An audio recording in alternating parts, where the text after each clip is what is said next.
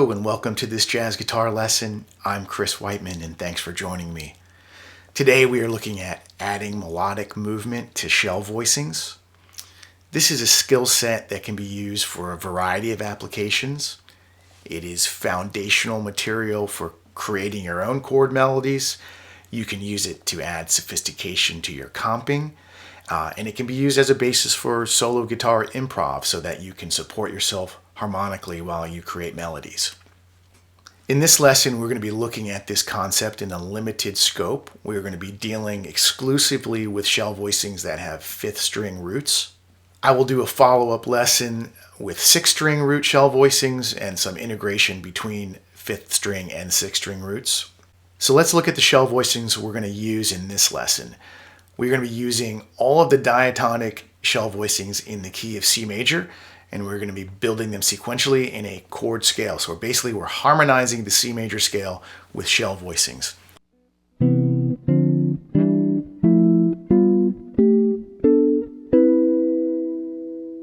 we're going to start the 3rd fret with C major 7.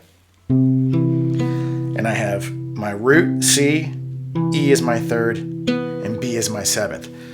So we don't have a 5th, right? The G would be the 5th. That's omitted. That's what classifies this as a shell voicing. So the shell voicings contain root, 3rd, and 7th, no 5th. So we have C major 7. 2nd chord is going to be D minor 7. So that's D, F, and C, root, 3rd, and flat 7. E minor 7, E, G, and D. F major 7, F, A, and E. G7, G, B, and F. A minor 7, A, C, and G. B minor 7, B, D, and A. Now, if this was a full 7th chord, including the 5th, it would be a B minor 7 flat 5. But because we're not dealing with 5ths, I can just use the B minor 7 shell voicing for this degree. And then we're back at C major 7. So again, C major 7, D minor 7, E minor 7, F major 7, G7, A minor 7, B minor 7, C major 7. Okay, so now the first thing we're going to do, we're going to begin to move the top voice.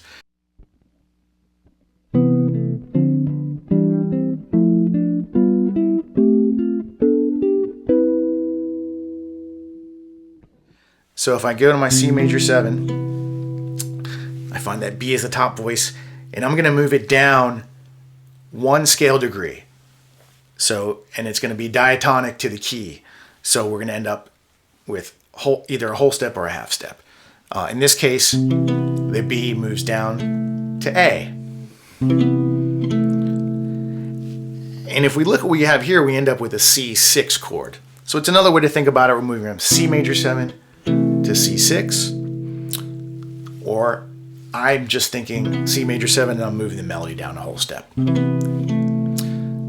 Next chord, D minor 7. So I move the C, I'm going to move that down, and this one goes down a half step to remain diatonic. So I go from C to B. And if you want to think about what's happening to the voicing, we have a D minor 7, and this is actually a D minor 6. So next voicing is E minor 7. I have a D on top, and this is going to move down a whole step. So now I end up with a different voicing. It's no longer a shell voicing if we're going to rename this as a structure. This is actually a first inversion C major triad. But again, I'm not really thinking about it as a voicing changing. I'm thinking about it as the original shell voicing and just moving a melody note. The 4th voicing is F major 7. The E is going to move down to D. Right. F major 7, F6. Next voicing is G7. Have my F, and that's going to move down a half step. So it looks like I have a G7 moving to a G6. Next voicing is A minor 7. The G is going to move down a whole step to F. And now I get an F major triad first inversion. So A minor 7, F major triad first inversion, Or again, just think about A minor 7 with the melody moving down a whole step. And that's going to repeat up 2 frets. Move to B minor 7. I move the A down a whole step to G. The structure looks like a G major triad first inversion. And then I'm back at C major 7. So I put that together.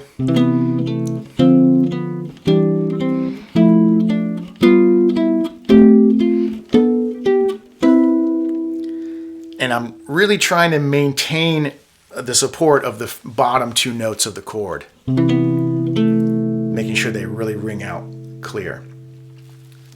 So in the next example, we're going to reverse the direction of the top note movement.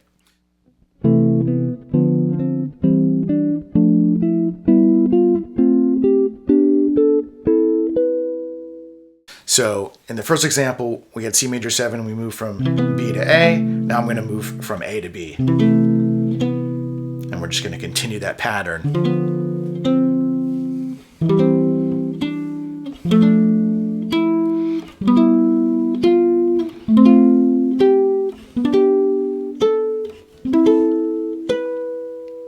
So it's just an exact reversal of the first example.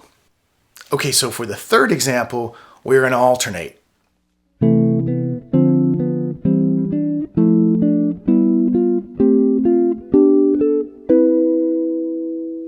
I'm going to move up and then down. Up, down, up, down, up. Okay, in the next example, we are going to descend by 2 pitches, and we are going to touch into some non-diatonic colors. I learned this from Barry Harris probably 20 years ago.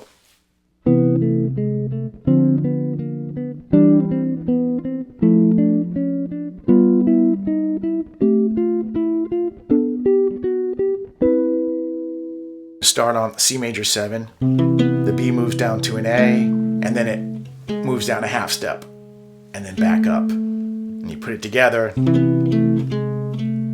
So you definitely get some color there because it's a non-diatonic tone. Here it's the sharp 5. I'm not really concerned with what degree it is. I'm just moving into it and coming back. And then for D minor 7, E minor 7,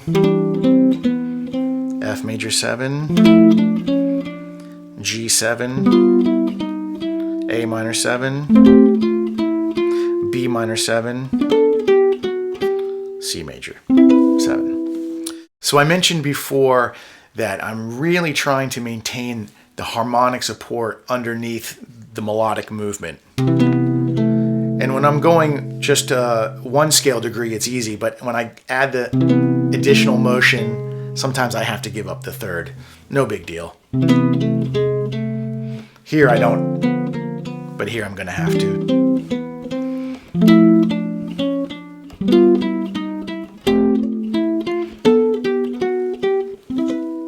All right, this is the final example, and it is an integration of the previous examples to show you how I may take these concepts and use them while I'm comping.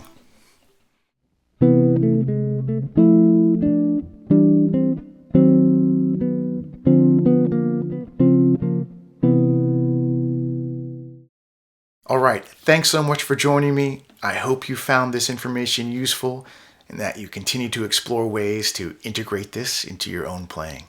I'll see you next time.